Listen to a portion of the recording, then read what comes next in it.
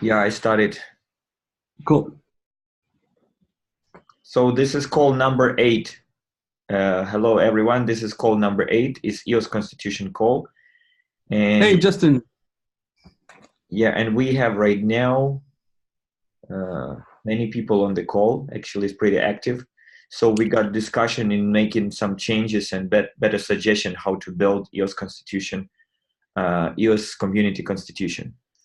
So we just agreed on a suggestion of Tiago to add a chain ID in the description and definition of EOS software. So let's go forward. What's next question you guys concerning about? Let's just go through the comments. Yeah. I just had this other comment on what would be to hold an account. The issue is exchange customers. Yeah, I think it's exchange customers as well. And what we are, I mean, what is the right that we are offering people? We are offering the right to control an account given that you have the private key, or we are giving, like, I don't know how to state that, but the rightful ownership of the account independently if you control or not the private key. Because what we are, there's something in between here. I wrote it to and I tried to reflect the idea that to hold an account means that you have the private key, because you can only control it if you have the private key, technically. So this is an account holder is someone that has the private key. Full stop. But then there's something else. An account may also be held at the benefit of someone else. And then then we come in the exchange discussion, and that you'll find in 4.2. So owners of tokens can be people that don't control the account, but are people for whose benefit the account holder holds the account. So it's a combination. You should read it as a combination between 1.5 and 1.7, and then together with 4.2. So what we try to do here is saying that an exchange holds an account because they got the private keys, but the tokens on that account are held on behalf of other people, and those other people are considered to be token owners. That's how we constructed it. Okay. But just one doubt here. Does it mean that if you're saying that if I have the private key, I'm the owner of the account, it means that if I hacked you and change your private key and now I have the private key for the account, am I the owner? The holder of the account. Then you're the holder of the account, not necessarily the owner. Oh, okay. I'm the holder, but I'm not the owner. Could be if you're a thief. No, you're not. So that's also something we need to work out how that plays out exactly.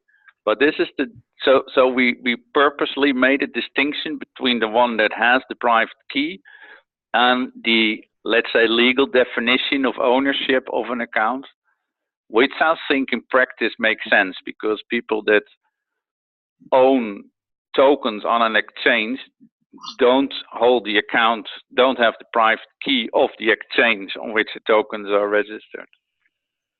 Okay.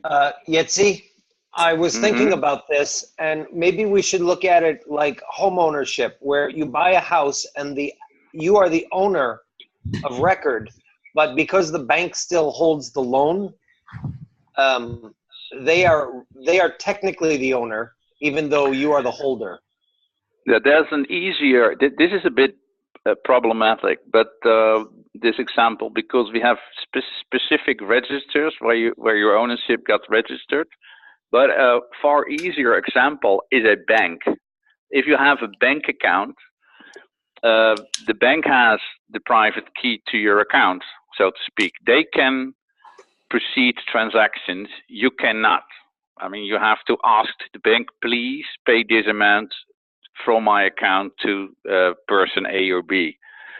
The bank, does that. So they got the private key to your account, yet, you own the money that you have on the bank, if you have any.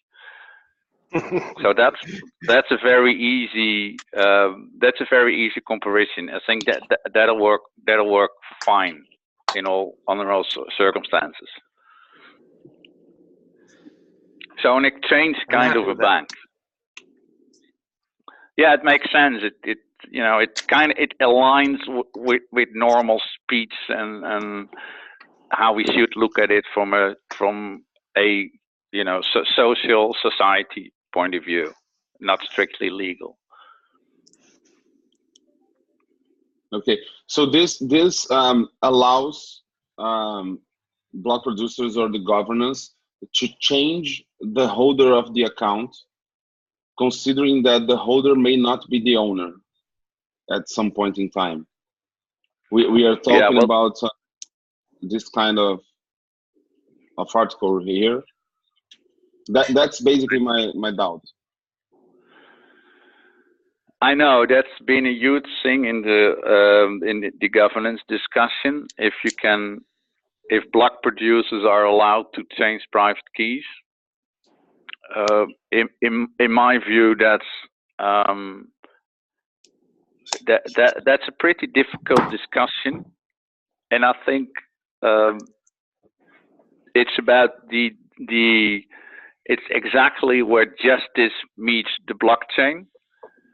So the answer is, should we apply law or should we apply code? This is exactly what it's all about. And at the end of the day, I think if we want to have a blockchain that's widely acceptable, accepted, the block producers should be able to change a private key in order to restore the lawful ownership. That's my view on this.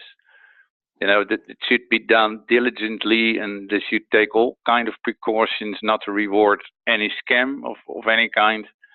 But at the end of the day, this should be possible.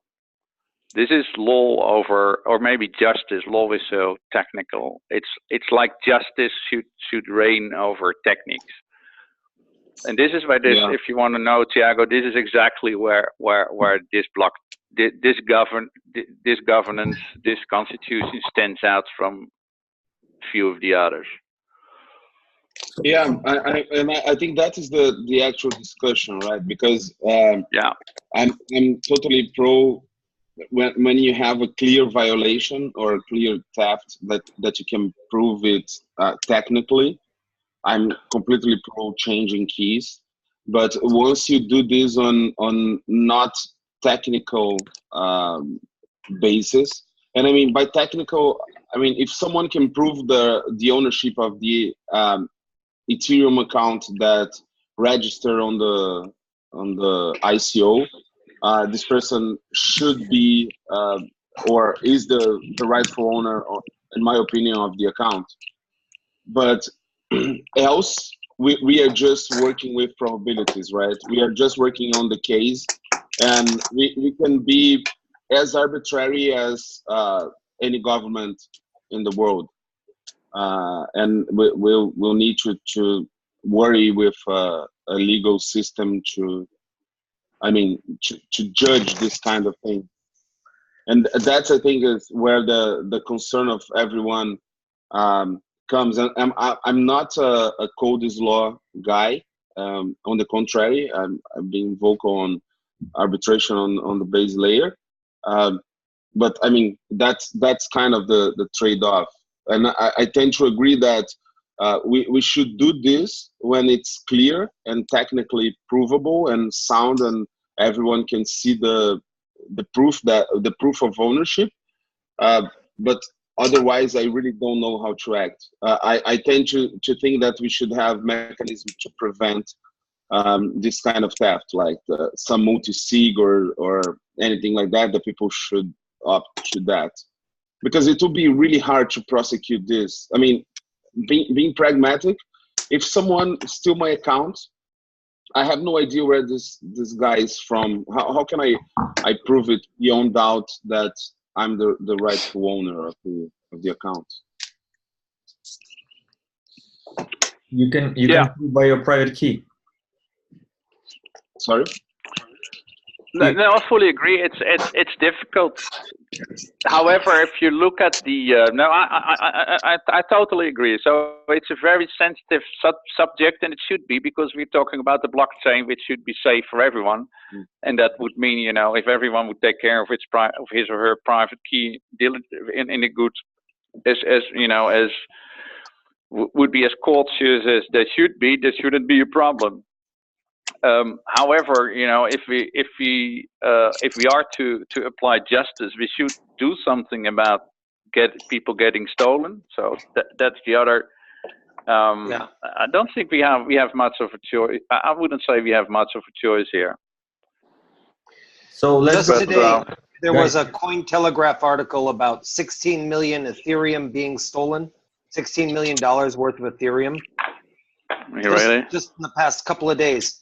And the whole reason d'etre of EOS was that we wouldn't allow this kind of stupid shit to keep happening. So it's a sensitive subject, but at the same time, we kind of promised we would tackle it when we started EOS. Yeah, this is I do agree, and this is something I want to add too. I've read through a lot of the ECAF orders up to now, and a lot of them are about stolen keys, and a lot of the people that got their keys stolen or that lost their keys are being restored, and I think that's a good thing. And I don't think there's a lot of doubt in everyone's mind that the guys that lost the tokens that were on the, you know, because they're publicly. There's not a lot of doubt in the people's mind that there were bad guys and good guys in almost all of these awards, and that it should be done that way.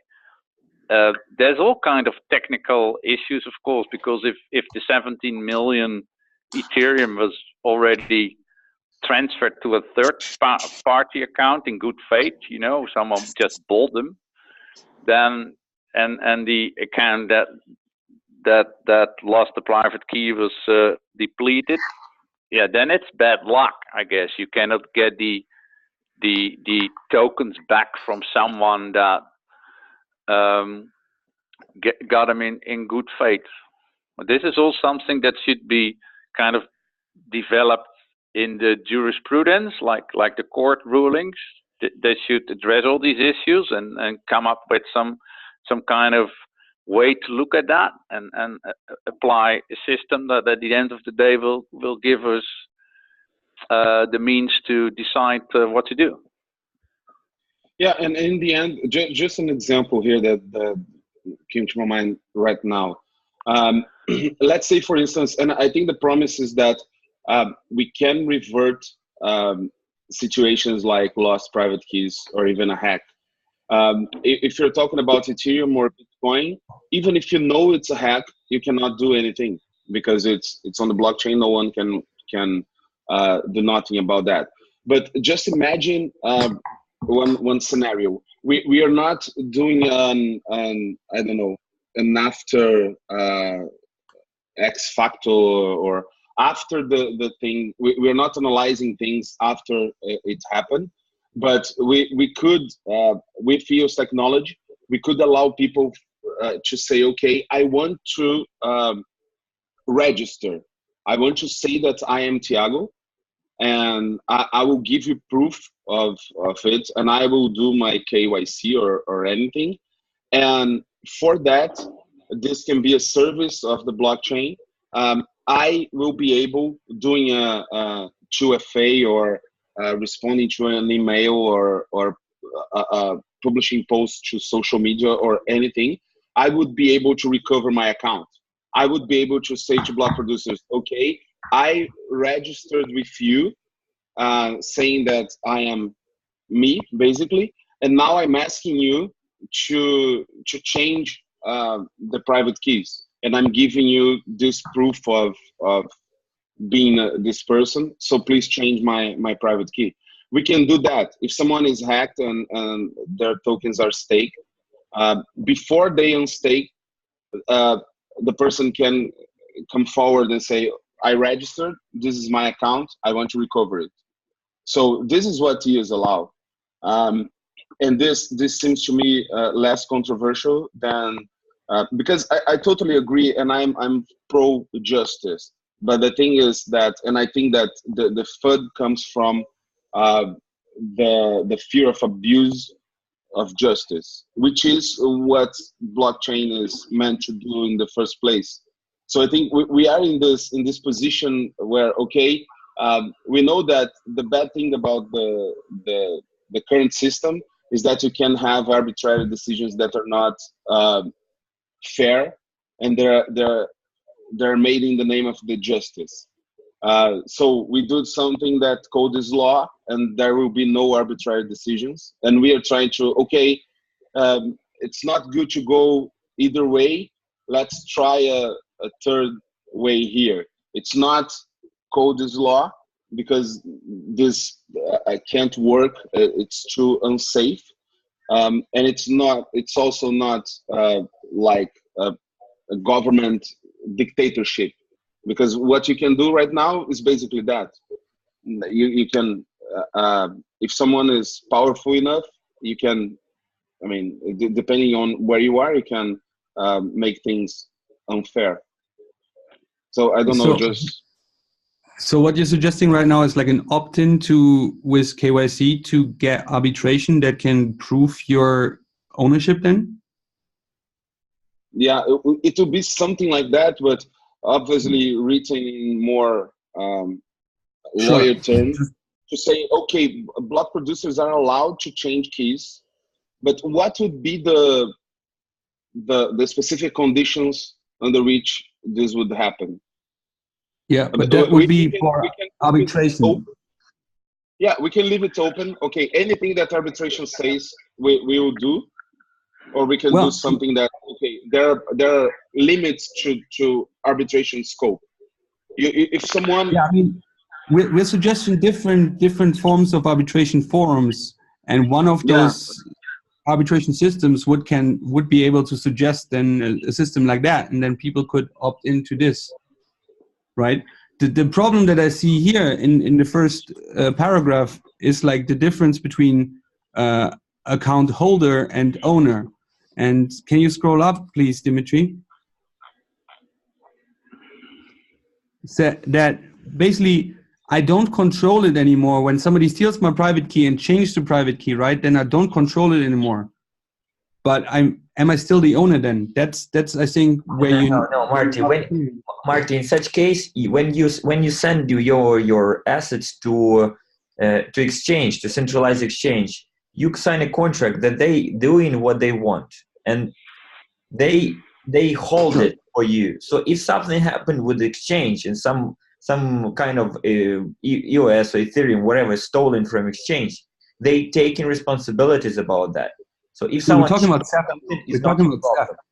It's already a problem with exchange. So they have to turn you back your EOS if you want to withdraw. Yeah, but we're talking about theft now, not about exchanges. It's like if you just keep the bank analogy.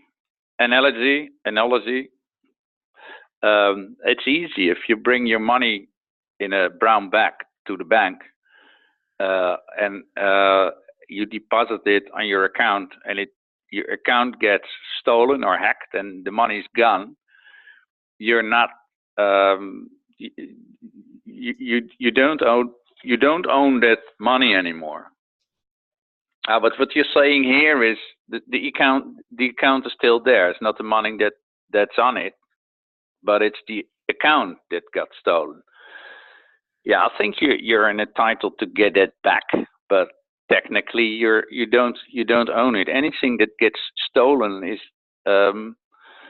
out of your holdership It doesn't Sure, change but ownership, though, with the not direct knowledge legally. But development. it's terribly complicated to. This technically legal stuff is highly complicated. It's got fat books like these, you know. And this is not the one I'm referring to. This is about other stuff. Don't show it to us. It's enough to read Constitution 9 pages. Come on. The first time you read it, I spent like more than half hour to finish it. Yeah, right. Okay. The control of the account trumps the ownership or not?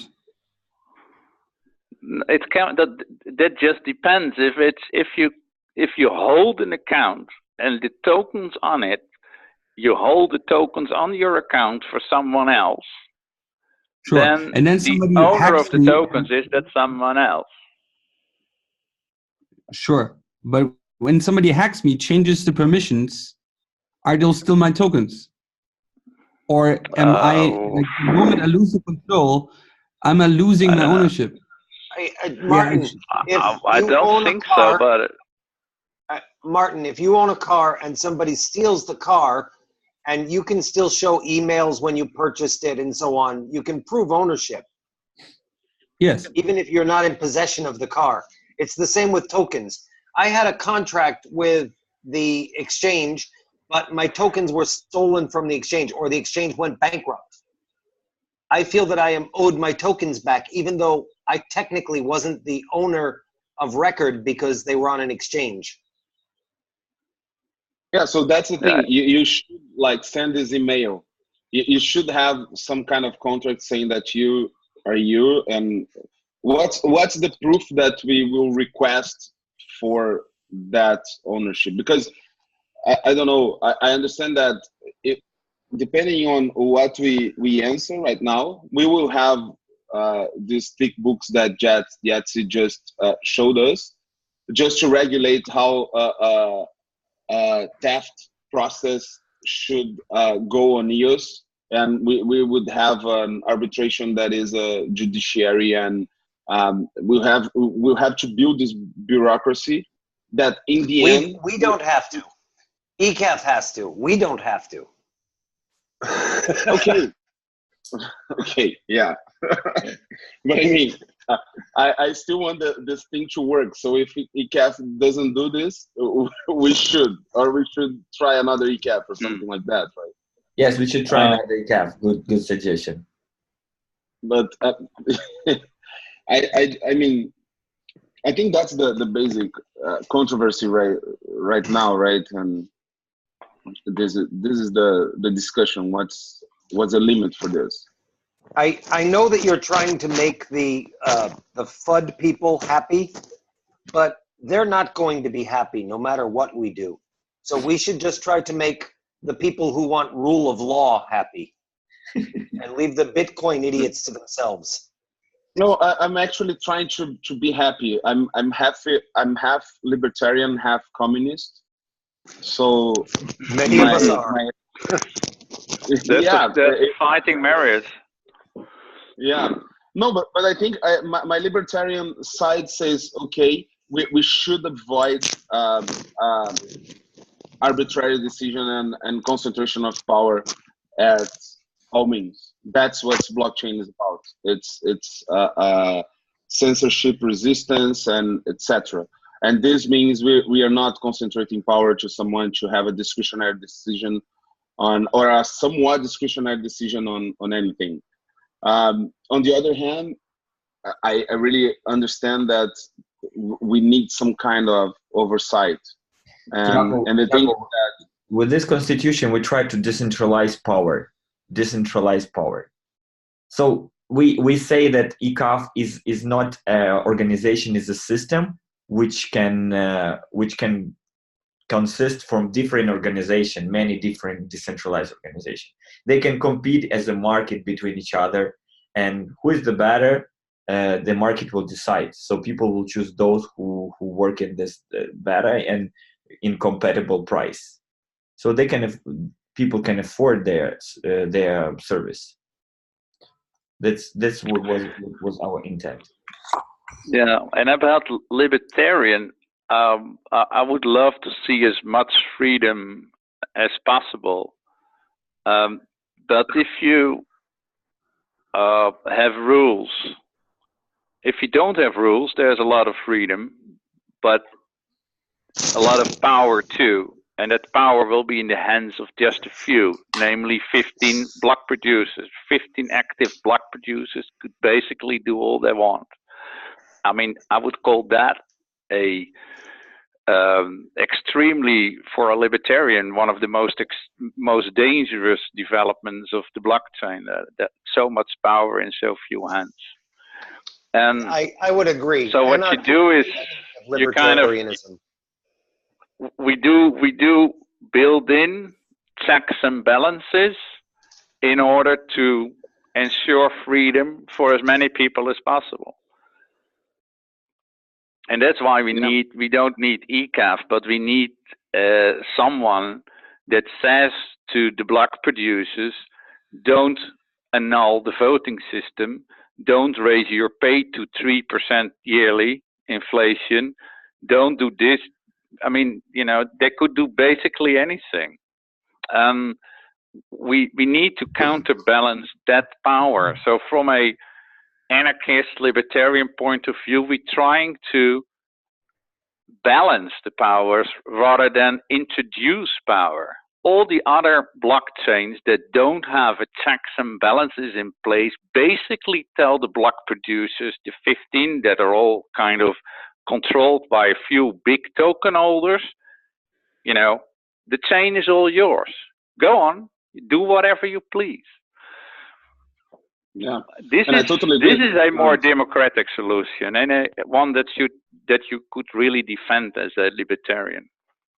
Yeah, no, I mean, I totally agree, and in the end, I think that we are talking about we have the error type 1 and the type 2. I never know which one is which, but you have the error of jailing an innocent guy or freeing the guilty one.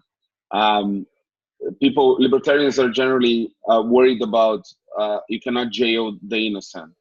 So you accept freeing guilty people just to not jailing innocent people, or not risking jailing innocent people. And we are kind of in between. And I totally agree. I mean, block producers shouldn't be allowed to change anything that relates to their pay or anything, or their power. But I mean, I think that this is a never-ending discussion that will probably be dealt with in regulation. I mean, what's ECAF scope? What they can actually do? What's I don't know. They can just issue an order like the last one for change keys and not showing any evidence to no one, and this should be executed by block producers, because you are changing from having power concentrated in 15 institutions scattered around the globe to have the power concentrated on one arbitrator. Well, no, hang on, Tiago. It's not the power. If you let's say power, the complete power to do whatever you like on the blockchain is 100. Then, you know, just to give you to try and make it more explicit. So the power to do everything is 100. That power without the constitution is with the block producers, because they can change the code. So 15 out of 21 block producers have power 100. Now, what we are doing here is to define some rules they cannot put aside. How do we ensure they cannot put aside, so they got those rules aside, so they have only, let's say, 50 power? That's to introduce new body that has 50 power. So there's not more power being allocated here. There's just the same amount of power, so to speak, only it's being distributed to different entities. And that's what we're trying to do. And because we distribute it, we make each of those entities less powerful. The block producers would have been totally, completely powerful, and now they lost some of it. Because now the only thing we did basically is to ensure that they stick within the rules, the community rights. I mean, it seems logic.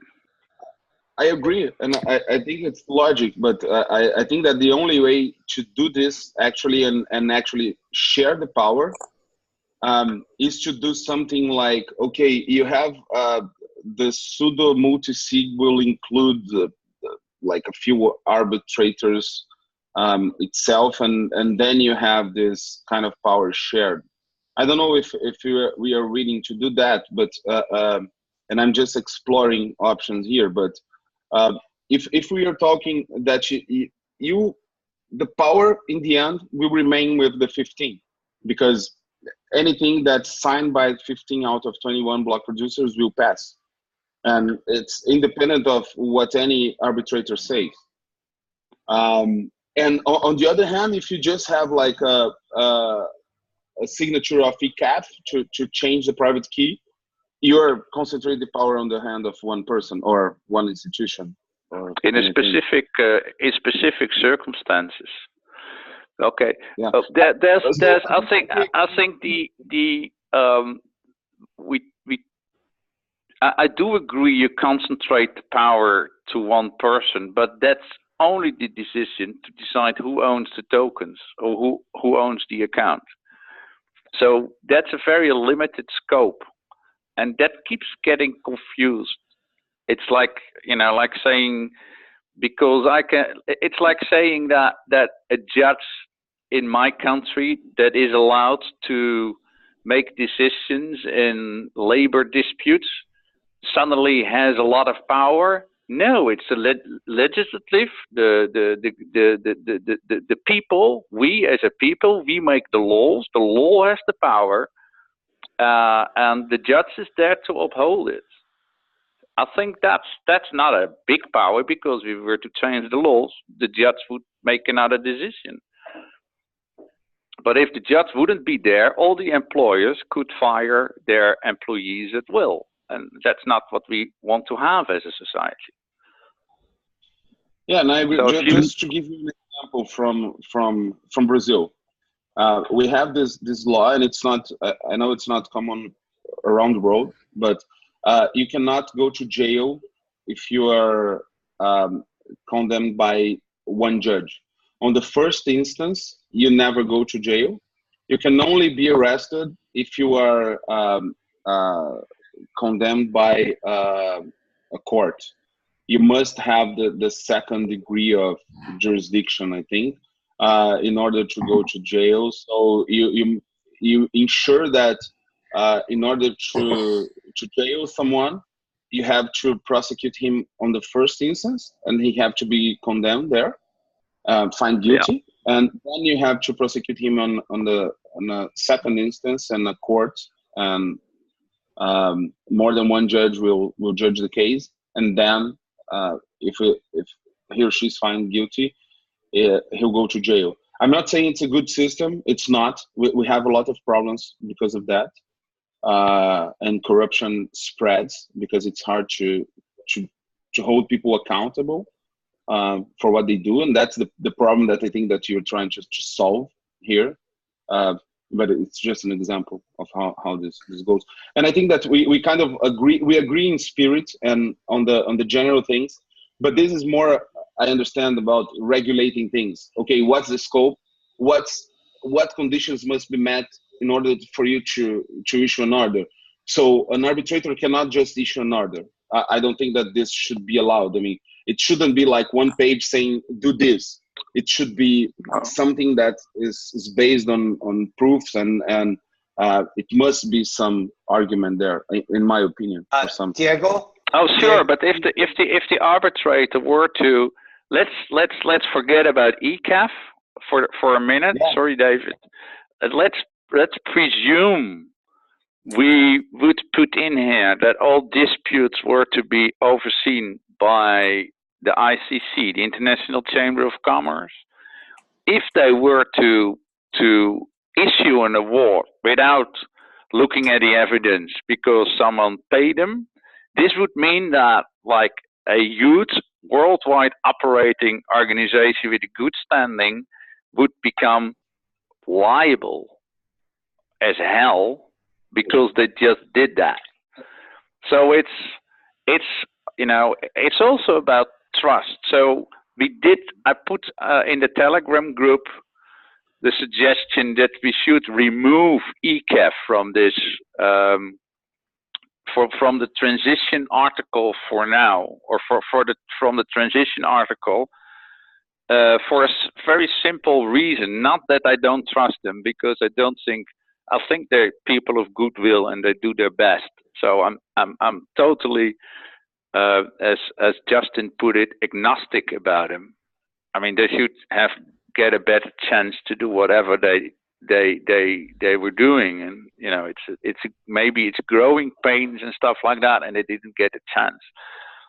But it's a fact of life now that ECAF doesn't have much trust in the community. Their awards aren't being executed by the block producers, so they're basically, and whether or not it's their fault, it's not important. Fact of life is a large part of the community doesn't accept ECAF for anything anymore, and they want to get rid of ECAF as quick and fast as possible.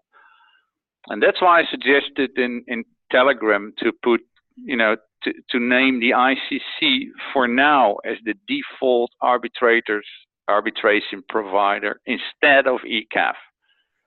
I think that's also a very important decision we got to make, and I would like to discuss that right now and right here. Yeah, I tend to agree with you. Well, the ICC would be only an intermediary till the community has better suggestions, right? And a referendum light will be made to basically accept any other forum or system that we applied for. Yeah. And what I wanted to say before, to make it less centralized or less having power in one person, we introduced an appeal system. This appeal system would also, like, when there's somebody is like making a false decision, you can get the second opinion, similar to what you suggested in like what is happening in Rio in Brazil. So these kind of systems we should suggesting, but this would be up for a referendum, and the ICC would be only an interim till the community comes up with like better solutions than ECAF. So the constitution is for base layer arbitration, but we don't want to have the body that's not trusted by the community anymore as a representative for base layer arbitration. That's the situation right now. I'm having issues with the ICC. I'm not sure about if there's any other opportunity or possibility. That's my position to that. Yeah, I don't see how. The ICC was originally in one of the earlier versions of Constitution #1, and then it get changed by ECAF. And the reasoning behind that was that we should have like a specialized body that would oversee the blockchain, and the rest is history. I think we could all, or the community could learn from a professional worldwide institution such as the ICC when it comes when you talk about justice, etc. Sure. What I asked in the Telegram regarding this was like, how long would this interim take? Are we having any input or information, or if there are people actually working on this? Or would this be like forever an interim and we're stuck with it? Like a backstop, sorry. I don't know if I look at the current referenda that are being under voting right now. There's a number of issues. I would say that if the community were to come up with a proposal and submitted it for voting, that could go quite fast. But you need to get to the threshold as well, also with the referendum light. And then you need to have enough people to be in favor of it. So it just depends. I don't know. What we did with this constitution, what we are doing with our constitution is bringing the power back to the people. But if the people don't move, nothing will happen. Yeah, sure, I understand the general idea of the constitution, but like bringing the arbitration to the rich people is when we're introducing the ICC. Everybody else can go, not having their cases solved. That's the issue. It's good as an interim. It's true that people might be able to learn from it, but if nobody can really afford it, we're safe then from $16 million hacks. That's true. That's good. That's an achievement. But I wonder if in the community itself we have people that actually pushing for putting up a candidacy to be elected as an arbitration forum. This is a question. I'm not aware of that. So I would be cautious in suggesting something that we're then stuck with, that's not even within our community. But that's maybe a bigger issue that's not be tackled by this constitution. Yeah, I do agree. I see the dilemma, but yeah, I agree. I find this very difficult too. The only thing I'm sure of right now is that the community came up with ECAF, or it came up with itself somehow. It got rejected in a way that kind of hurts to see. And I don't know, really. I don't know. I haven't. It's incredibly difficult to predict how this will play out. And that might be a good thing or a bad thing. I don't know. The only thing I can tell you is that if it doesn't play out and we stuck with the ICC forever with a $3,000 starting fee, or is it something like that? That means that the community apparently is not able to change that through a referendum light. That's the only conclusion we can draw then. Okay. Are we talking about really $3,000? Is that the fee for ICC? It's closer to $5,000. I'm not sure. I'll look into that. It's a registrant fee. Is it $5,000, David? It's a disgusting number. That's all that sticks in my head. Guys, I think if we will stick to the ICC, we will have no chance to experience our own arbitration. And this is very important for us to experience our own arbitration. Well, it also gives an incentive for anybody, like, let's say we are stuck with this. Let's say our constitution passes and then the ICC is like in charge for like 1 or 2 months. That gives enough time for anybody that's a law professional to come up with a system and put up a candidacy, like saying, okay, we're the arbitrators of the people. That brings affordable arbitration. So, and that's something that you can actually campaign with. My question was just, are we having these people in the community? Is somebody aware that this is in the making? It's maybe completely unrelated, but I would like to know if somebody knows. Yeah. But on the other hand, there is no free lunch. It's expensive to arbitrate on something, because you probably need an arbitrator to spend, like, I don't know, if you are spending a month on something, how much would you charge to do this? Sure. I really don't think that arbitration should be like free. You're not going after someone if someone steals your wallet. You live with the police. You may go to the police, But if someone steals like $10 out of you, you won't even bother to go to the police. He will run away, he will get away with $10. And well, would the ICC be able to do class action cases? Let's say we have a faulty smart contract gambling platform. Would this be something where like a lot of token holders lose their tokens and it's all small sums? Would then be the possibility there to go as a class action to the ICC, or is this not possible? I think so, but because you also have to hire lawyers, right?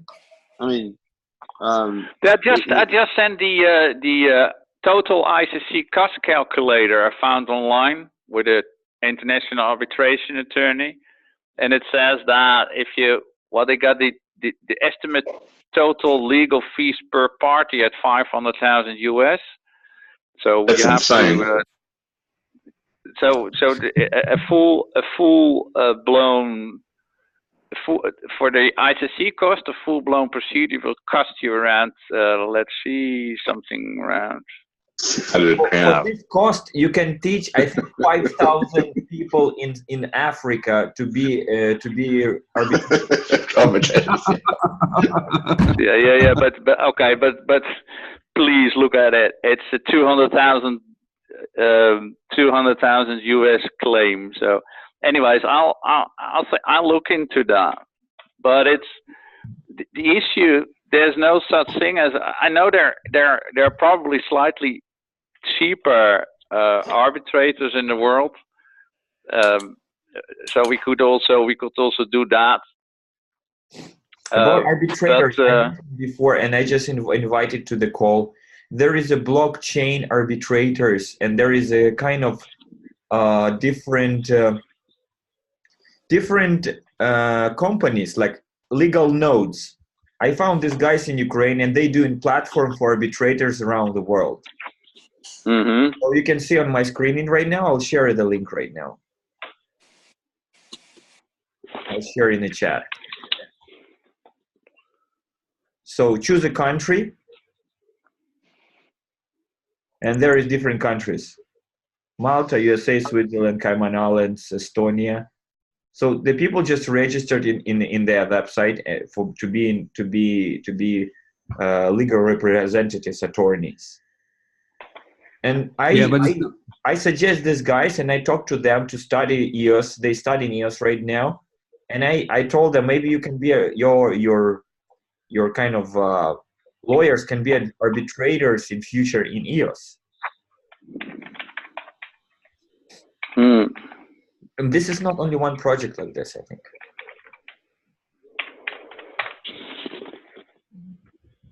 Well, yeah. I mean, we can agree on the point that we don't want to have ECAF written out in our constitution. Yes? Sorry? Yeah, absolutely. Like, you don't want to have it written. We agree on the point that we want to don't put ECAF as a word there combined with base layer arbitration. We want to have an interim solution that's something else but ECAF. We agree on this one. Just say base layer arbitration and don't name it. Okay, but what is the interim solution in case ECAF. like we have please? Okay. Well, I can do the Netherlands Arbitration Institute. Rather than 5,000 euros fee or 5,000 US fee, they start with 800. And are they international? Like, do they have a multi-language service? Totally, but they're pretty much centralized. They're in Holland.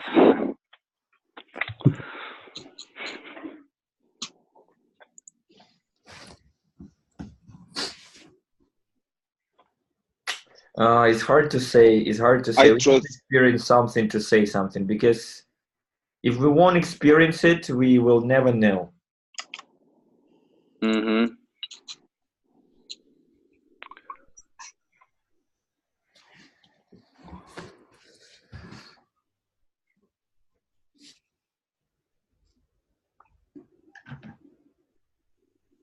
All right, let's go with discussion, guys. Let's go with the comments, or what is suggestion? What are your concerns right now?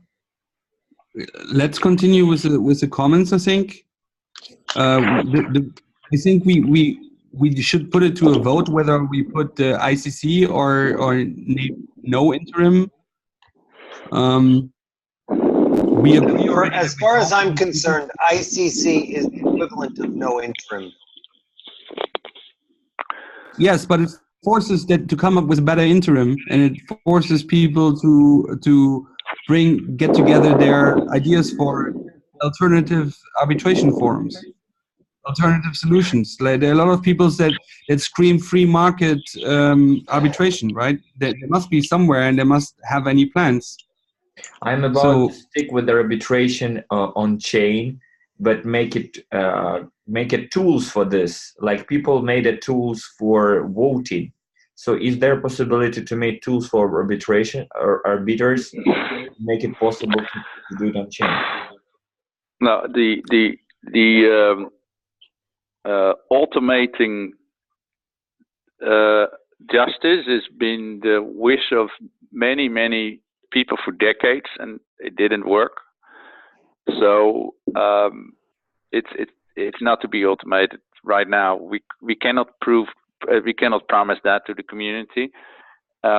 Basically, if we don't have arbitration as an interim, there's no there's no oversight. There's nobody that keeps all the parties in check. All the stolen keys will be lost forever, and all the block producers could do basically whatever they want. We're working on an automated version to get lost owner keys back at the moment. So that's maybe one thing that's in the making. Yeah, but that's the.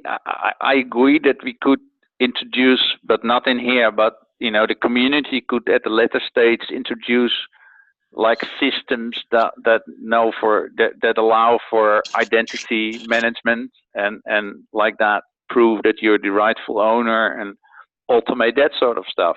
I agree, but the ultimate decision whether or not someone owns something and to issue an award that says you block producers have to do this or that cannot be automated in full.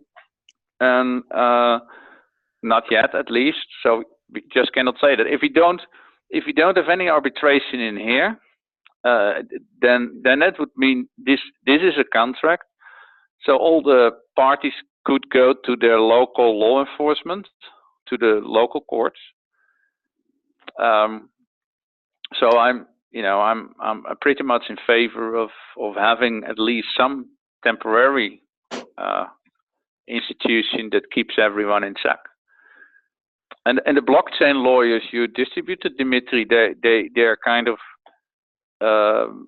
introducing lawyers, but not arbitration, and that's a whole. A lawyer is another person, another profession almost. Well, they also like a lot of systems like this. I mean, there's SageWise, then there's EOS protocol. So, I mean, there's a lot of stuff going on with arbitration on blockchain cases. Mm-hmm. We might find better interims and hopefully motivate them to come up with their own forum to apply for referendum light.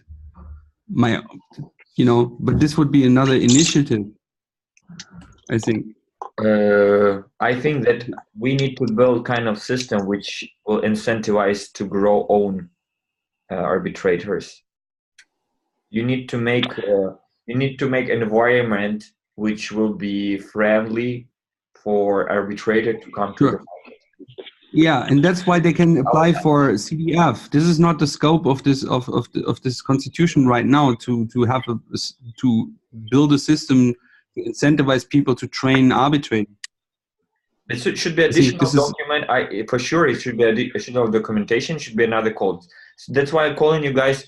Let's stick with the things what we're talking about, negotiating constitution, and about the arbitration and how it should be. It should be additional document. If someone won't, we can schedule a call for this and go deep with this thing. So you need to have free time, enough energy, and be really excited about this. Okay. Well, one last suggestion about maybe I'll think about that and see if I can come up with something. What we could do is to distinguish, to have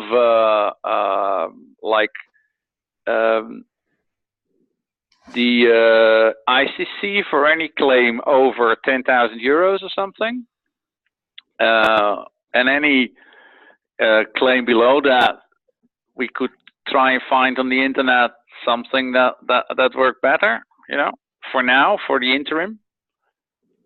We can suggest to users this, and they can make a decision by themselves. Just one practical question, Yetzi. Do we need the ICC to agree to be the arbitration forum for EOS? I mean, what does it mean naming them on the Constitution? If we don't have it, we don't have it, and then it needs a referendum line to get it. So does this answer your question, or am I? Yeah, but I mean, what Diego is asking is, can we say ICC without asking ICC first? Yeah, well, that's basically how they work. You know, that you put it. Well, I can give them a call, but you put it in the agreement, and then you pay $5,000, and that's it. So they're happy to provide the services. You pay $5,000 if you want to resolve a dispute with them, right? Yeah, that's plus the cost of the arbitrator. But can they give us a discount because we promote them? They don't need the promotion. Okay. That will be. We can have a Happy New Year discount. Chinese Happy New Year discount. Maybe. No, but we have to pay them just to put their names on the Constitution. We have to pay them 5,000. Is that it? No. Sorry. I wasn't clear about that. No. If you put a name in the Constitution, that's free. If someone wants to challenge, you know, puts a claim down, 5, they have to pay 5,000. But does he have any idea of what is blockchain? We'll get to him. Someone will get to him. Okay, I have a problem with EOS, and you're named on the Constitution.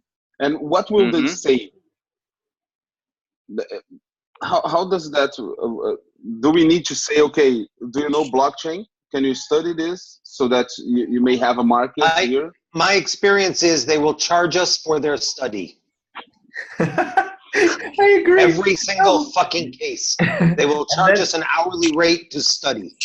And during they study, the whole EOS will go to the monitor through some Binance exchange, and then it will be lost forever.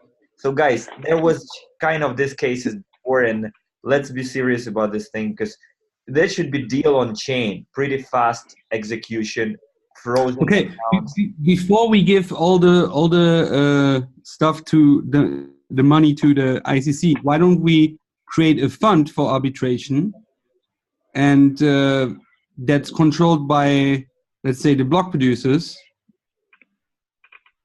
and then they can build an arbitration system until that's as an interim solution, so it stays within the community at least.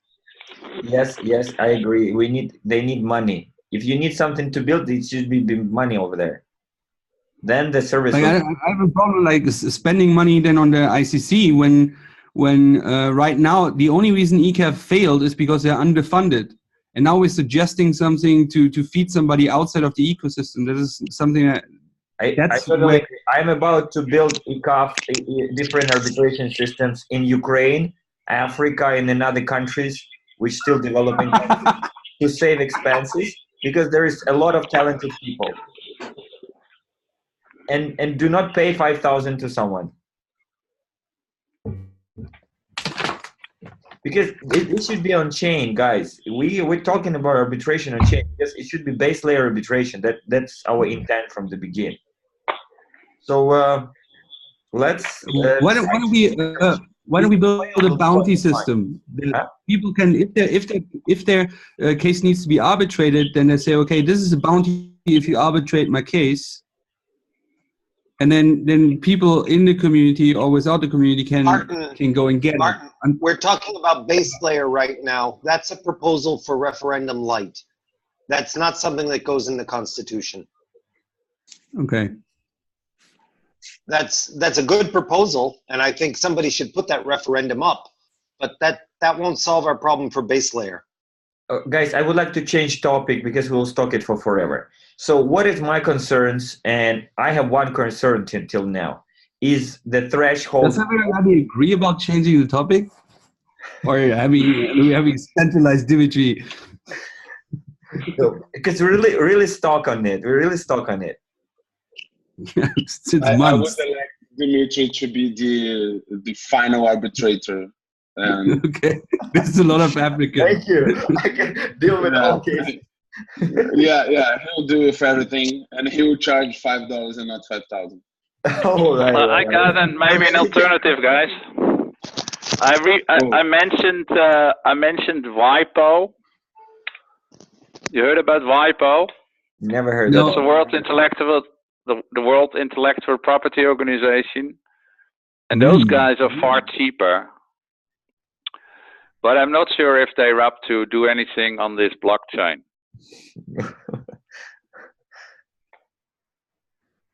Nice. The only thing I know is they arbitrate in domain name disputes and stuff like that, which is pretty straightforward.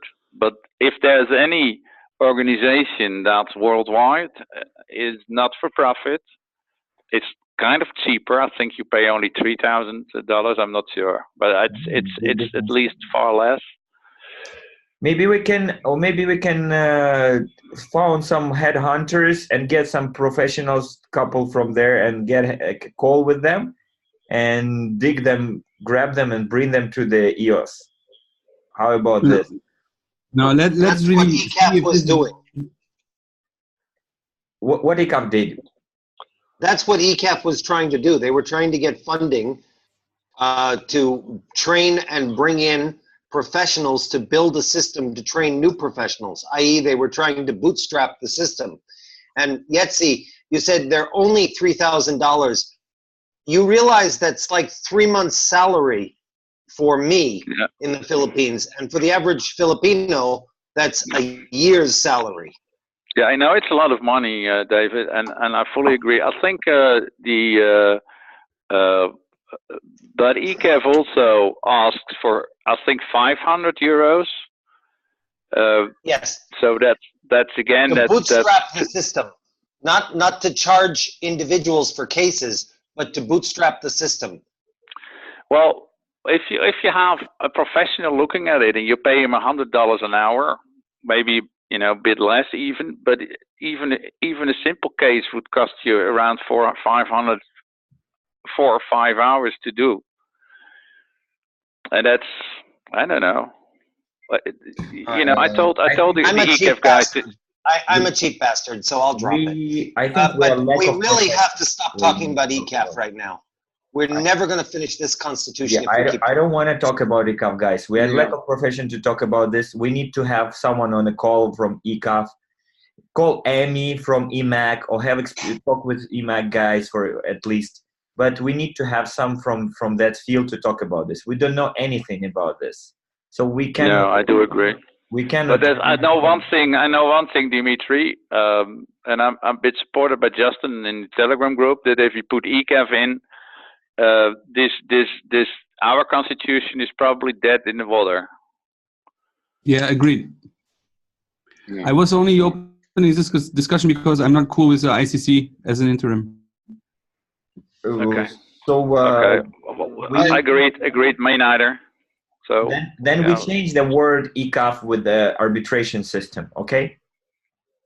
For now, but I think so. Let's change ECAF is a title, and it has become a name.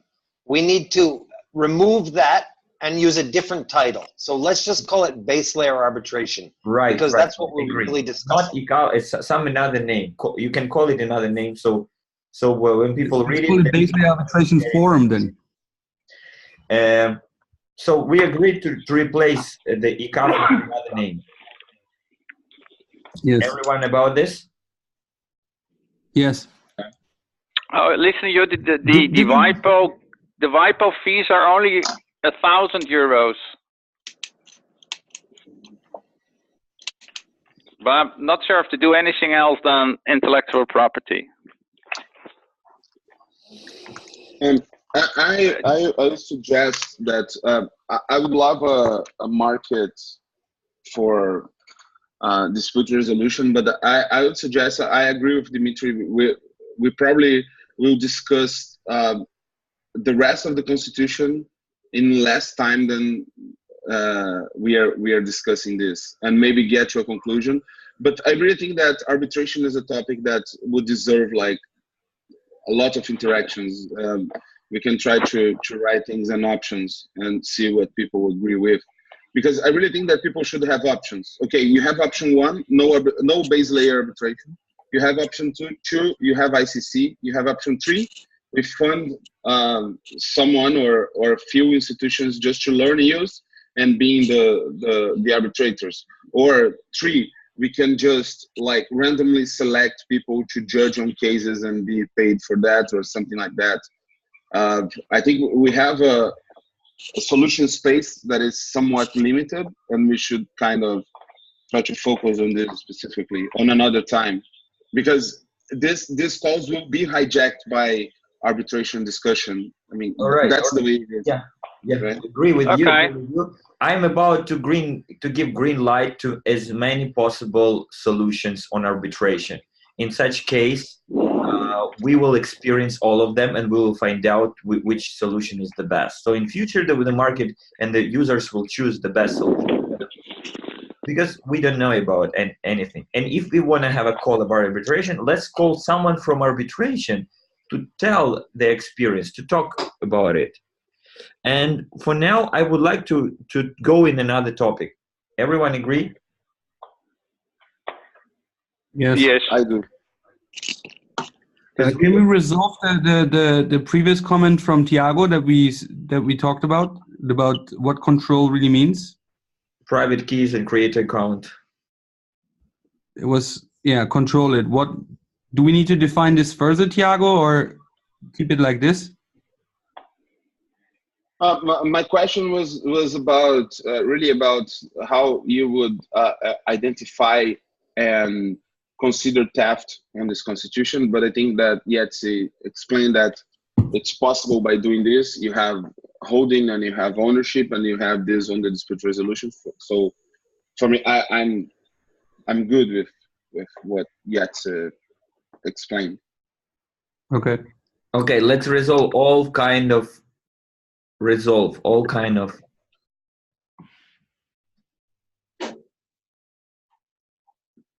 delete space here, or I made a grammatical change there. I added or. It needs to be there. The Koreans were going on for 30 minutes last night because they couldn't understand that sentence without it. okay. Okay. It doesn't seem to be the perfect English, but I'm fine. I don't care. Oxford commas are necessary, Yetzi. I know. Here, own or control is my comment. I'm okay with it. Or fine. Agree. Yeah, I've seen that. Fine. Agree. Go lower. So we replace so we replace with the CDF, right? WP For now. CDF for now, right? Okay. Make the bastard make it pass. My suggestion, I told you before, it is better people just do not think about these things and to lower thresholds.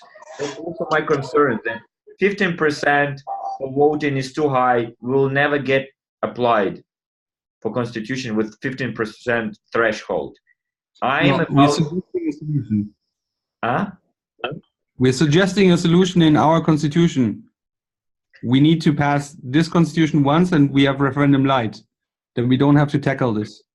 Yeah, but this constitution cannot pass with the threshold 50%. Then nothing can pass. Nothing can pass, no. Because no one will vote so much. Oh, great. Yes. I imagine launching the mainnet need like 15%. Yeah, but that what is another time. Yes, but I mean, once we really nothing can pass, then the block producers still have an indicator, and then they might be able to change the code based on the feedback that they get from the community. I think that's the way it might go. I think it just will stop for forever there. This. Yeah, I don't think so. You don't think so? No. Then what will be solution if for example, the voting will stop on 3%? It won't go higher. People won't vote. Yeah, as far as I know people are working on a solution that you can vote neutral, that you can just stake your votes on a neutral position. You're not weighing into yes or no, but you boost the participation. Right? You bring it over the finish line. This would mean changing the code. Yes, but people do not stake for voting. This is a problem right now. What we got with the CDF right now, how many percent? Or with the REX, how many percent with the REX? Can we check? I think the highest is 1.7. 1.9 on REX. 1.9 on REX, and this is REX which everyone vote and want, because it will give incentives to the people. Well, there's still 106 days left, and I think a lot of people are still waiting to what happens.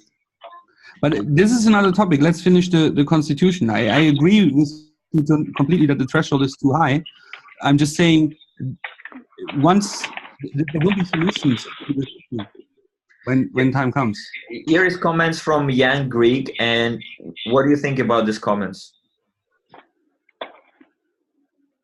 Hang on, I was trying to look for the votes. 11. Damages, liabilities, and penalties. Yeah, it says fines or in case of a block producer on rec, which seems fine to me. So I'm not sure what he's referring to. Anybody? Ian just wanted us to be clear that it isn't only BPs that should be looked at as bad actors. True. Martin's a bad actor and he's not a BP. Not yet. Why? You're not in EOS Nation or what? No, I was making a joke, Dima. Go on. Okay, sorry, I didn't get it. Okay, It's okay. I'm not funny. Sometimes when you eat in borscht. Come on. So we'll apply for this, right? We agreed with this comment. Mm-hmm. It's fine. Just leave it. Resolve it. It's not important. So we resolve it. We do not make any changes. No.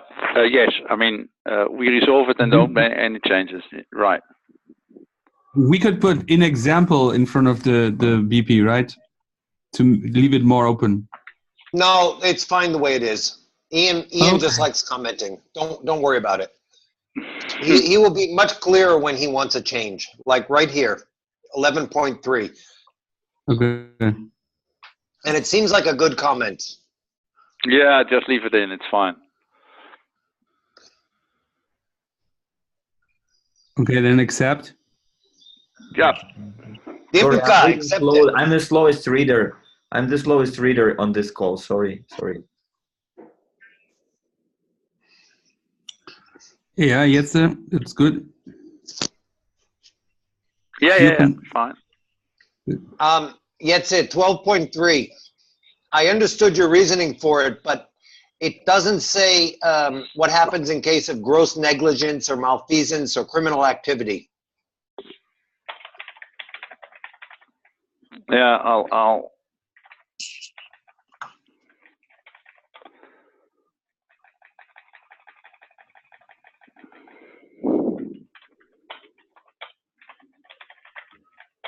Yeah.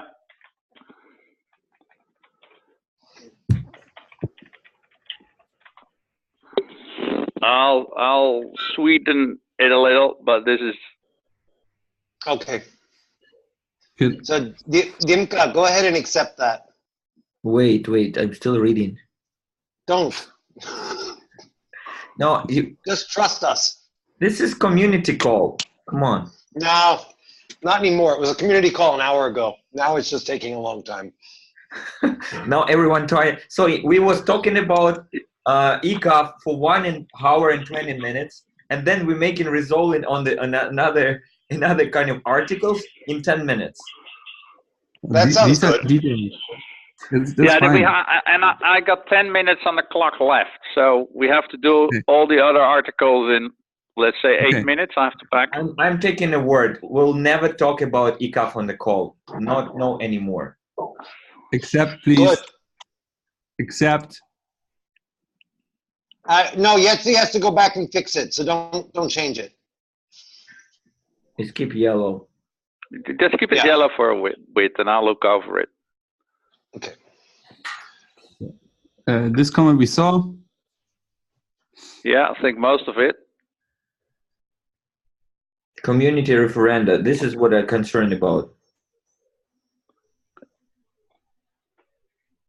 Yeah, they're pretty.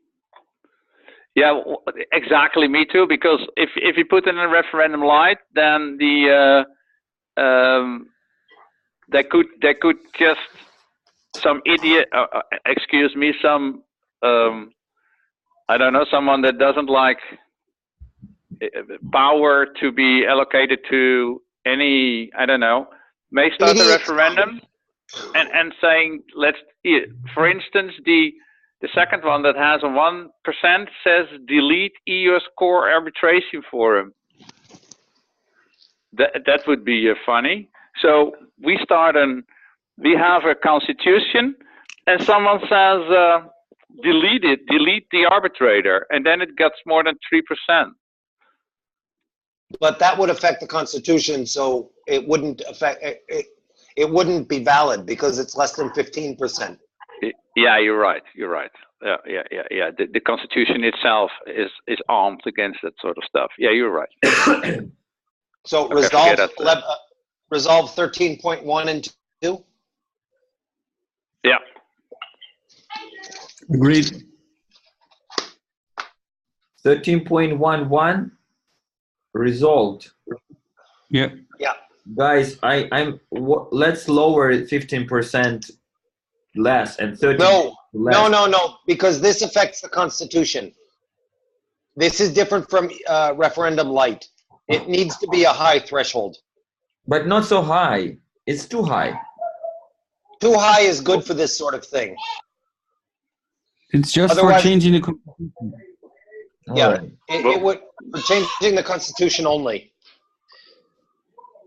It's to prevent us from being victims of Bitcoin fuckwits.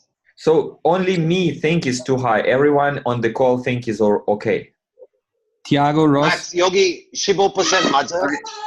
You know when I first read that, I don't know if I'm understanding it correctly. It's 15% of the EOS tokens that are currently staked and voting.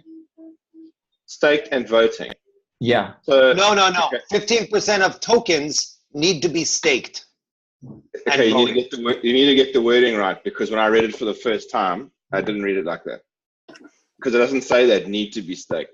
It just says 15% of, how I read it, the current EOS tokens that are staked. This was copied from the interim constitution, I think, and it's got the same problem there.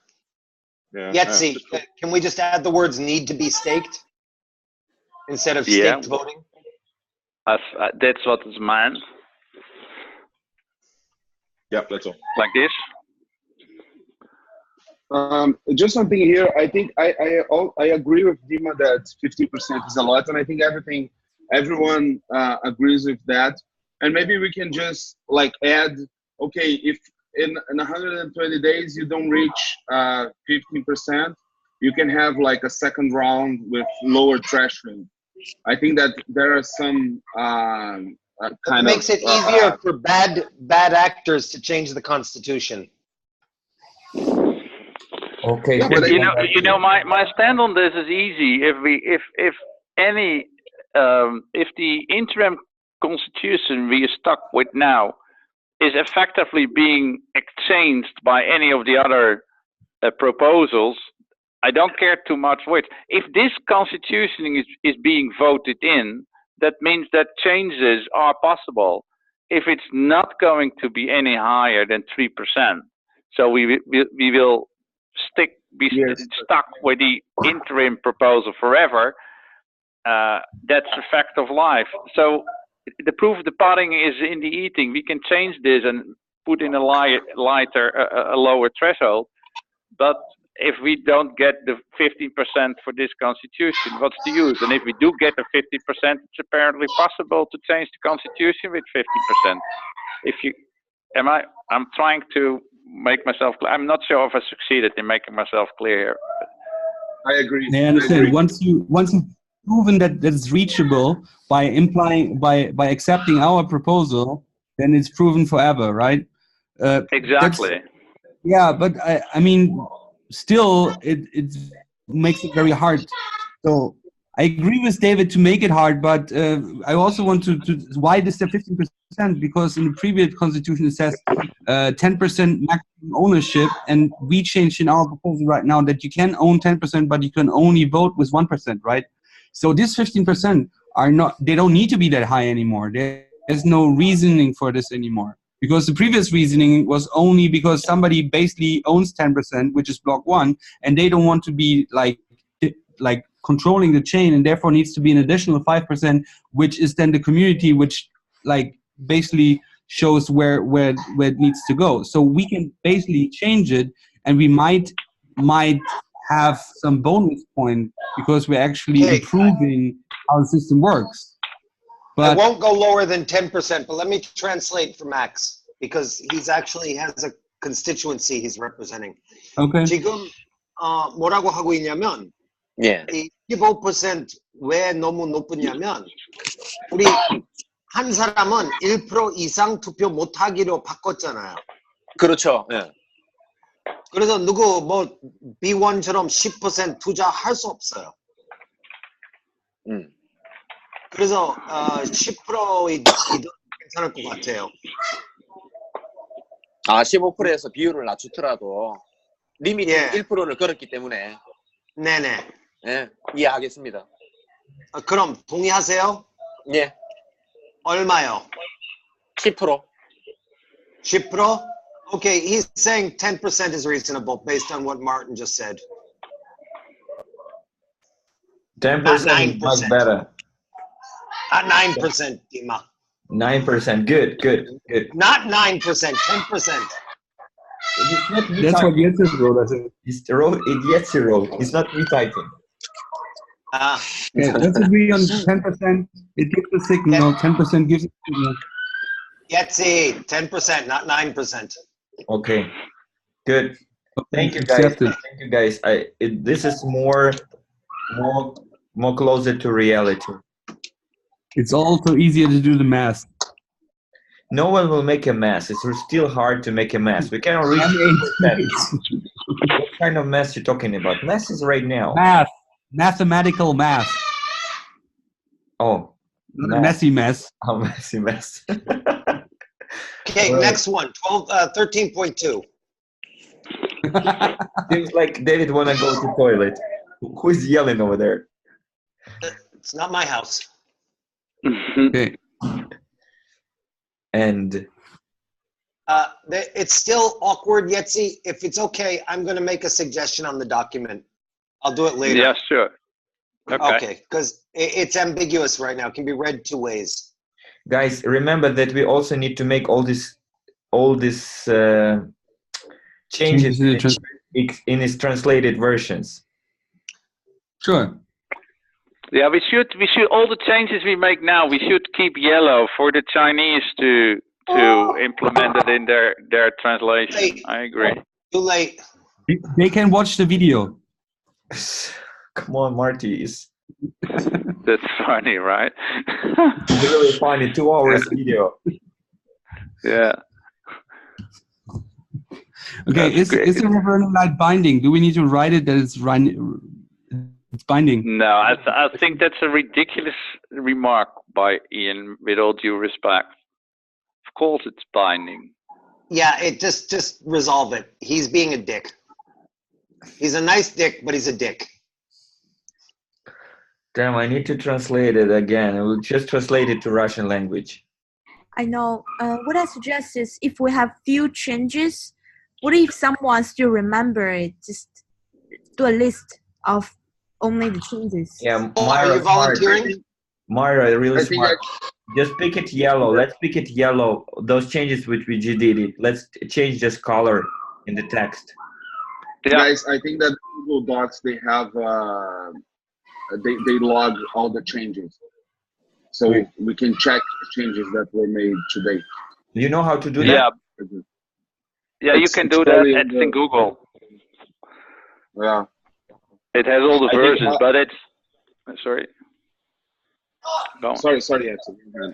No. It just you can go back to an earlier document, but if it's like a continuous, like every week, few things are being changed, it's difficult to see the difference between the one you just translated and etc. So I would suggest to keep them yellow for a bit and then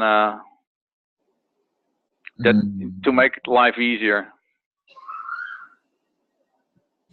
Yeah, Dimitri, but if you go also, if you don't have those in yellow and you just want to check, you can go on file and you have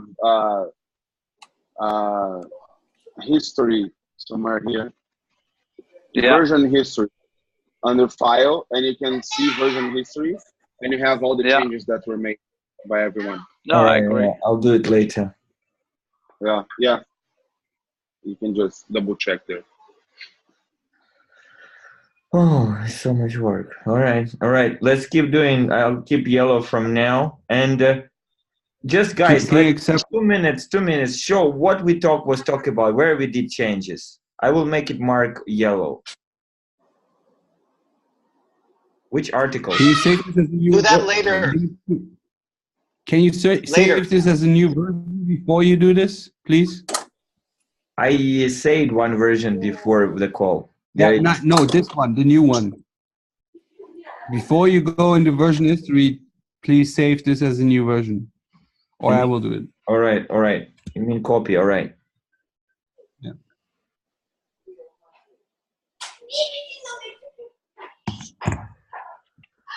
Okay. Who's yelling? Max's children. Those are Max's children. I got 1 minute. Yes, Steve, thank you for all your help. Yes. Okay. Good talking to you. I'll look it over and I'll dive a little into the WIPO realms and see if that is could be a broadly accepted solution, then being much cheaper than the ICC and also more or less a public body. I come back to that. I've got good experience with them with the domain name disputes we did through the WIPO. They're also strong technically. They have online, it's all online, etc. So it might be a good solution. I'll let you know shortly because my hesitation is that I'm not sure if they provide broader than intellectual property dispute resolution. Anyways, I'll look into that. It's good talking to you guys. See you later. Thank you. Everyone. Bye-bye. Bye. Goodbye. Thank you again, Yetzi. Goodbye.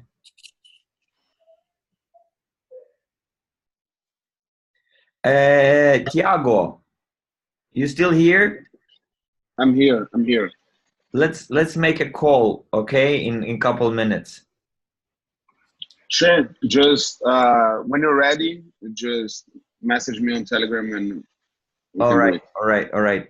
Guys, thank you everyone, and have a good evening. We will talk in the group about the next call. Okay. What about the recording? You gonna upload the recording? I will upload as I did before, and we'll send link in the group. Okay, cool. Thank you. Thanks, everyone. Goodbye. Yeah, thanks, guys. I know I didn't really say too much in this meeting, but I'm new to thank the you group. for that. Yeah, I'm new to the group, and I'm just interested to get everybody's perspectives. If I start shouting my opinion, but you guys have clearly been at this for, I don't know, months, weeks, months, I don't know. Just today, it's been months. It's been fascinating listening to you guys. So I can tell you if you have real strong objections now or afterwards, I think you can voice them. I think it's. I would do the same thing like you do. Like first listen to reasoning and see, and then later you can show your own opinion. You know. I can tell you that. Don't worry, Australians will tell you when you're wrong. They're quiet, but they're not shy. Do you know what's happened to me over the last year? Is I get. Sometimes it's just too hard to even voice your opinion. Sometimes just too hard. I've got so many other things that I need to do. Me arguing my point it's just exhausting for me. But I'll say this though, a lot of my team, they're completely against base layer arbitration, like completely. And to a fault. I got like hardcore coders law guys, and then we've got everybody in between, and then I don't know where Chris ends up, general nice guy. But I want to share what you guys are doing with more of my team, just to get their opinions, and then maybe I can translate some of that and put it in the document. Yeah. One question: are they against base layer arbitration because of the lack of good options? Or I think that they believe that the human element is the flaw. Where a corruptible vector, a place that could unhinge the whole chain. And the last experiment with ECAF is, you guys are right. You fucking don't need that word, that abbreviation in this document, because it wouldn't even get to a proposal. Probably. Yeah. I'll try and participate more and spread the word with my team, and hopefully give some positive input. Thank you, Ross. Thank you. Cool. Hey, Ross, as I told Diego before as well, if you haven't voted for the WPS referendum, please do so. Okay. Either for or against. Vote. Yeah. It was Chris's challenge this week to try and convince the team, or at least articulate his opinion, because he's the one that's been involved with it at the grassroots. So Yes, he has. And he feels that it's a little bit contentious. So he has been talking to the team about it. We will end up voting on it. I don't know if you've noticed, we've started voting on some of the top topics, and then we post on Twitter what we voted for. When I say we, I mean we got the good guys for EOS proxy. It's got like 350,000 inside of it, right? So from that account, we're voting and saying we voted for this and that. So I expect that we will be voting on it. Just some more discussion with the team. But yeah, we'll do it. All right, thank you. Okay. Cool, guys. Take care. Nice seeing you all. Have a good evening, everyone.